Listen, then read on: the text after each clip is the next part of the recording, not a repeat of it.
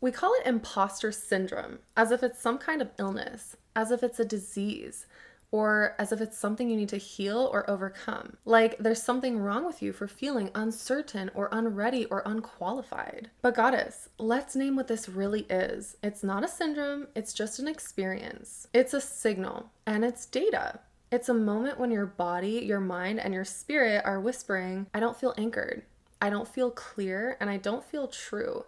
And this happens because something in your message or your mission or your embodiment in general needs to deepen. So this is what I've learned. This imposter feeling often surfaces when we've committed to something, whether that's an idea or a brand or a vision, without fully fleshing out its roots. So let's say you said yes to showing up, but maybe you didn't get clear on what you actually stand for. Maybe you launched the offer and you didn't get solid on why you're leading it or where you're actually taking people. So of course you feel shaky. Of course your voice wavers because what you're speaking isn't rooted yet. That uncomfortable feeling you get when you step up to the mic or pitch your work or show your face on camera, it's not proof that you're a fraud. It's literally proof that something in you wants to feel more rooted, more clear, more certain, and more real. Because you're not pulled to this work for no reason. It's your body saying, hold on, let's pause, let's get anchored, and let's go deeper. There's nothing you need to fix about yourself. You just need to understand yourself. You need to clarify your vision, tighten your strategy, refine your message until it feels like truth rolling off your tongue. And when it does, the imposter, she goes quiet because you finally showed up in your knowing. So none of this makes you an imposter.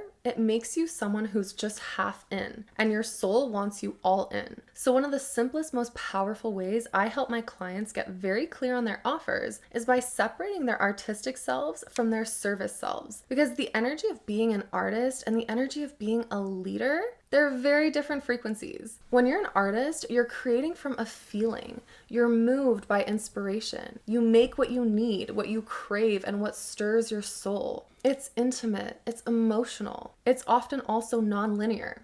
It's just about expression. But when you step into your role as a leader, as a guide, a mentor, or a space holder, you're not just asking, what do I feel today? What wants to come through me? You're asking, what does she need? What does the woman in front of me need to hear, know, or feel to rise? So leadership is less about self-expression and it's more about service and structure. So this doesn't mean that you abandon your artistry. It just means that you channel it differently.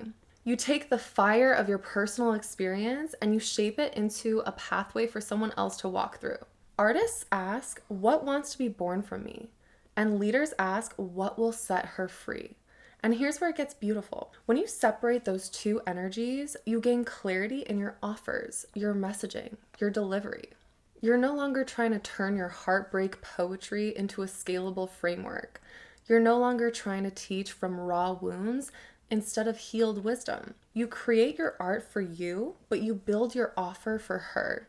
And when you allow both to live, your inner artist gets to be wild, tender, intuitive, while your service self gets to be strategic, anchored, and powerful. That's how you build a brand that's not only magnetic, but mature. Because you're not just vibing anymore, you're leading. Sometimes imposter syndrome isn't just a mindset block. Sometimes it's your body telling you, I want to feel more solid here. I want to know what I'm actually teaching. And that's key information to integrate. Because true confidence, it's born in repetition, in practice, and in embodied knowing. I work with women every day who hold back their magic because they don't think that they've earned the right to lead. They say things like, I'm not qualified yet. I need more credentials. I haven't been doing this long enough to be taken seriously. But listen, you do not need 20 years of experience and 5 certifications to hold space for someone. You need a clear transformation, something that you've walked through, something that you know and you've embodied, something that is so true for you that it pours out of your pores. That's your authority. Tony Robbins never had formal certifications. What he had was results. He tested his method. He shared it boldly, and that's what made him magnetic. It's not about a title or fancy credentials or another certificate. It's about truth and embodied wisdom. Because the truth is, you only need to be 1 or 2 steps ahead of someone to be of massive value to them. You're not claiming to be a guru on a mountaintop. You're literally saying, I've been where you are and I know the way forward. And if you want to know exactly what types of visibility blocks you're working through, make sure to download my free visibility codes PDF guide in the description. So here's where imposter syndrome gets loud. When you try to teach something that doesn't feel fully lived yet. I've had clients want to coach people on health and dieting, but they're still deep in the struggle of feeling healthy. Or others who want to teach on love but haven't been in a relationship in years. And I get it because I've never wanted to teach on things I don't feel fully confident teaching, or telling people how to walk a path I've never walked. This is why I teach astrology, visibility, and branding, 3 niche down topics that promise the transformation of impact. And I can tell you how to build a community of diehard followers, how to create persuasive videos or magnetic branding. I live it daily and I love it. So the soul knows when something isn't embodied, and it will continue to whisper, this doesn't feel true yet. But that doesn't mean that you need to be perfectly healed or perfectly partnered, perfectly anything.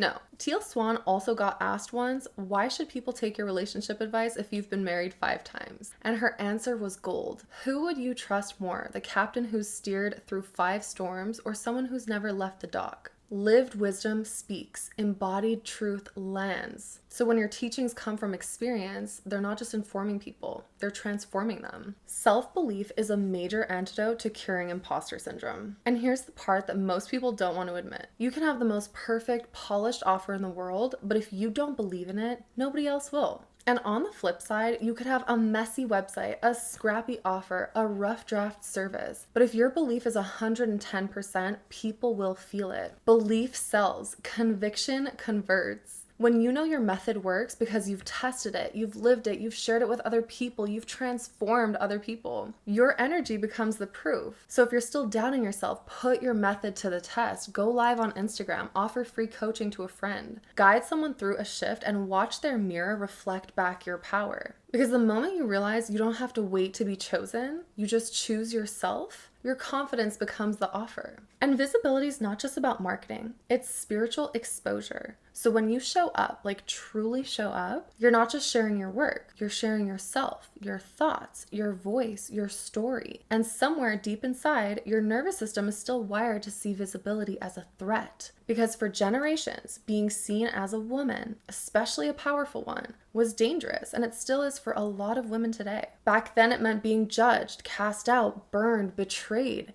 That history still lives in our bodies. So of course it feels risky to launch. Of course your throat tightens before you post. Of course you want to be perfect with every sentence you speak. That's not a sign that you're not cut out for this. It's simply a sign that you're human. And any successful woman will tell you, even the women who have made it say that they still feel imposter feelings daily. The ones with the books or the press features or the 7-figure launches, they still have moments where they question their worth, where visibility feels like walking into a spotlight with no armor. Because the deeper you go, the more visible you become. Not just to others, but to yourself. And the more you let yourself be seen without the mask, the more magnetic you become. And the more you discover about yourself, which is such a beautiful thing. So visibility is not just about being seen, it's about taking responsibility for your impact. So many brilliant women I work with say things like, I just want to work one-on-one.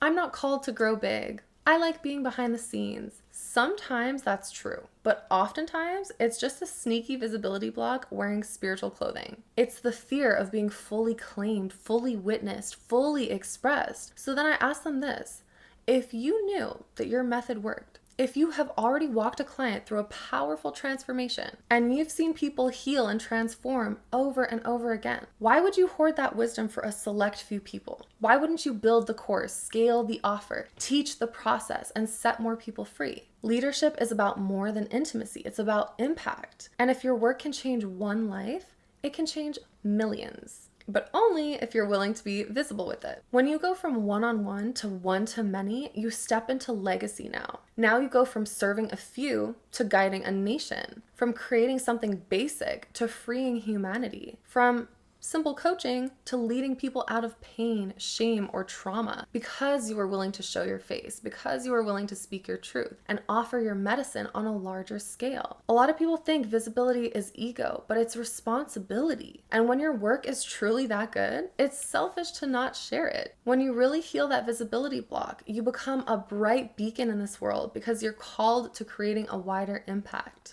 And this is exactly what I help my clients go through during our one-on-one spotlight sessions. So be sure to book a call in the description so we can get your brand seen and get you paid.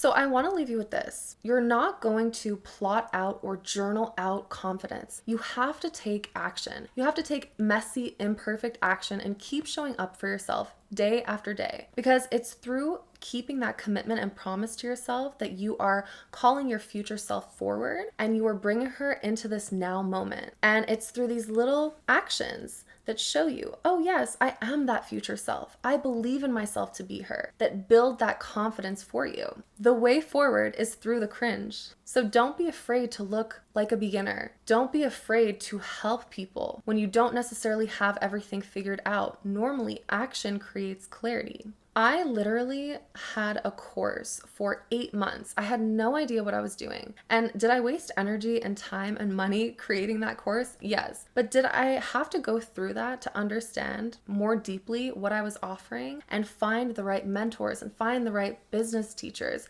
to show me, hey, you need a transformation. My course was literally just called Astrology Self-Concept Academy. And I was just like, oh, let's learn about the planets. But who is that for? It didn't make sense. But I had to create that, and I had to trust the process of walking through that to then start creating a real transformation, which is impact, more specifically niched down into fame astrology. So helping people get famous using their birth charts. The whole point is you have to be willing to pivot. You have to be willing to make mistakes and walk the path so that you can help others walk the same path. One final thing that I want to mention is you are already an expert in something, whether that is healing your gut or something so basic. Or even if you're someone who feels very mentally healthy, you can help someone through a transformation that makes them feel happier, healthier, more free in a very specific way. And we're going to get into the 4 transformations that every single human looks for in the next episode. So stay tuned for that. I'll see you in the next one.